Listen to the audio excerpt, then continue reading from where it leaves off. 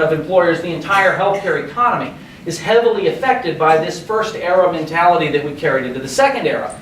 So science has continued to progress since this time. And what looked really obvious back in 1950, a heart attack is obviously a heart problem. A stroke is obviously a brain problem. Erectile dysfunction, clearly an isolated problem.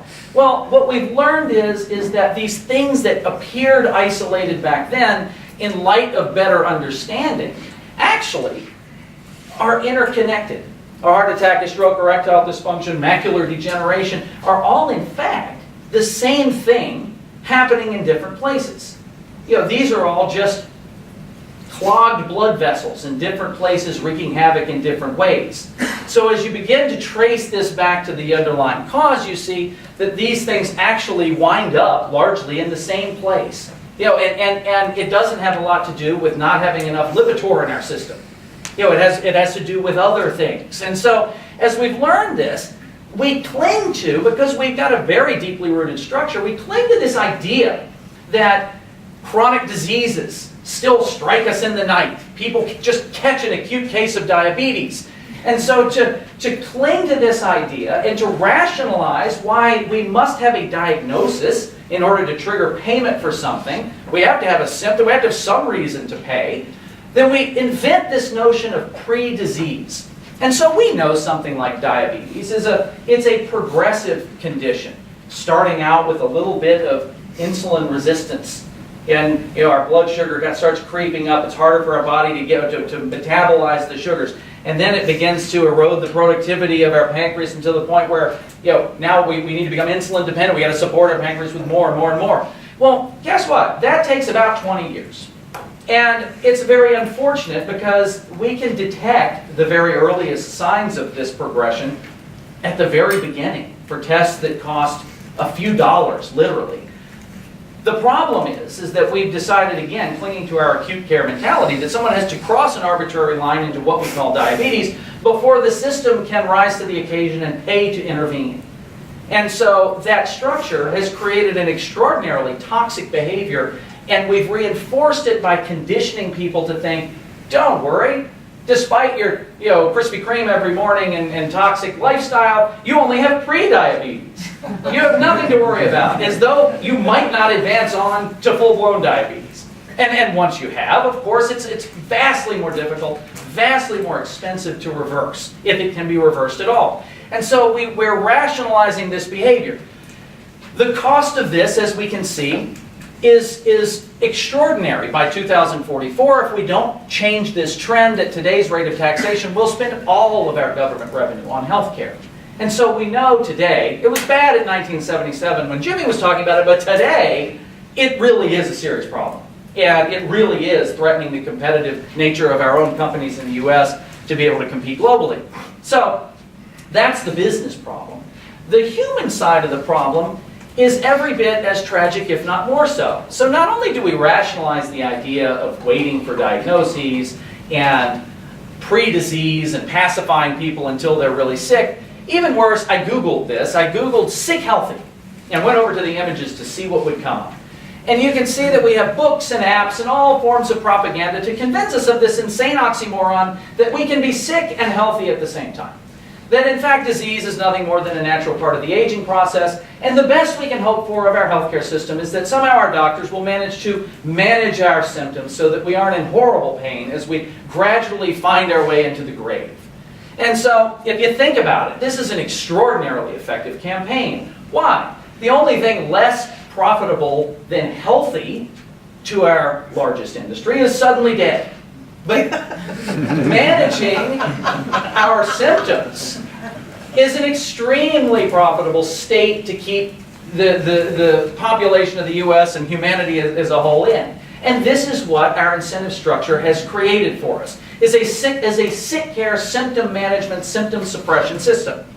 We have been fighting a pretend war, ignoring some very simple adages for a very long time. A French astronomer and mathematician back in the 1700s says, infinitely varied in its effects, nature is simple only in its causes. Its economy consists in producing a great number of phenomena, often very complicated by means of a small number of general laws. We are drowning in healthcare expense, fighting an infinite array of phenomena, very complicated phenomena, to avoid redirecting our focus to a small number of underlying causes. We are treating the effect and not the cause. And it's a problem that is structurally embedded in our system and requires consumers and physicians to change their thinking and change their behavior in order to set in motion a correction that seems screamingly obvious when you look at it in this way. So the third era of medicine, quite simply, changes the question that our healthcare system asks, which today is what? What is the diagnosis? What is the disease? What's the intervention? What's the pill to take? And it changes the question to why. Why is there dysfunction in the first place? Because as it turns out, if you can understand why, and you can intervene at the level of the cause, the symptoms have a miraculous way of resolving themselves. Not just while you are dependent on whatever the medication is that suppresses them, but forever. And so it's an investment up front of extra time, extra money, things that aren't covered by an acute care payer system. But in the end, the payoff is a radically different cost profile for the health of a person as they age. And so this is the third era of medicine that John mentioned. So this, if you buy into this idea, puts us at a crossroads. It puts doctors at a crossroads. It puts us as patients at a crossroads. The system has stood at this crossroads and has decided that it is going to double down on divide and conquer.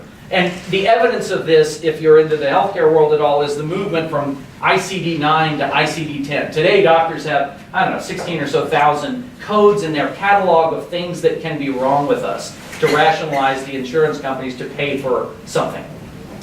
In a few short months, they'll move on to the world of ICD-10 where those codes will balloon to something like 100 and some thousand possible things that can be wrong with us. And of course, this imposes a great deal of hardship and work and technology adoption on the doctors. It's bizarre that as we are drowning in disease as a country, what we are now asking of physicians is for a better description of the water we're drowning in, but it does appear that that's exactly where the system is headed.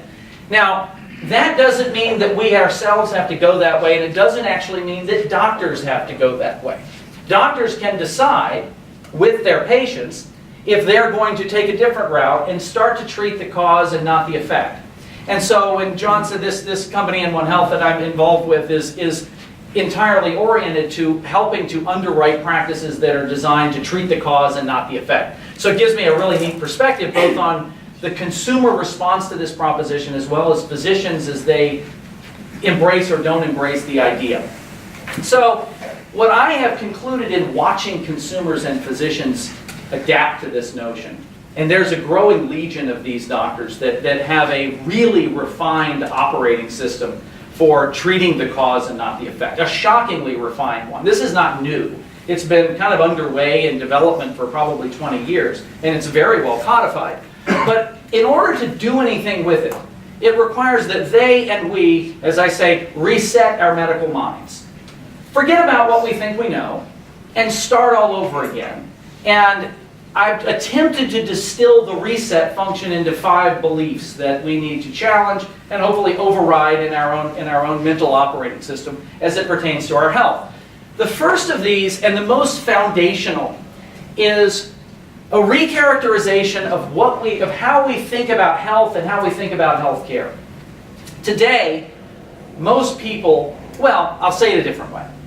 In thoughtful healthcare circles, there's people are wringing their hands about this issue of patient engagement. And this guy Eric Topol, who's a luminary and healthcare technologist on the West Coast, says the killer app of the coming decade will be patient engagement. That's going to be the breakthrough. And so you hear all this dialogue, and you think to yourself, well, that's really weird.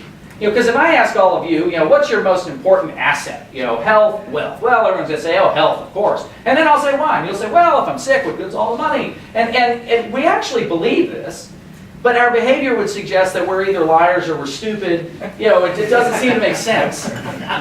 And so, I'm thinking to myself, is really the answer to this, going to be solved in somebody's garage where some nerd somewhere is making a new app that makes a game to trick me into giving a crap about my most important asset?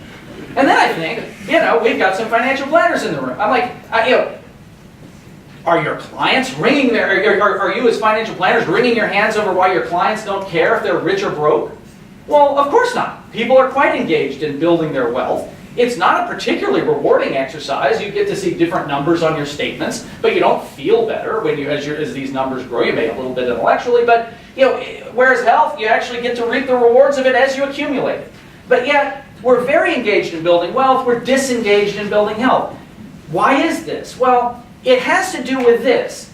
If the best thing, sometimes I'll say, you have a financial advisor, most people in the room probably say yes. I'll say, well, how much time do you spend with your financial advisor talking about your desire to not go bankrupt? Well, non-bankruptcy is kind of implied. You don't really need to dwell on it a lot. You're really talking about the retirement you want to create for yourself. And you're envisioning a future of living in a second home and a yacht and whatever. And so you're creating something.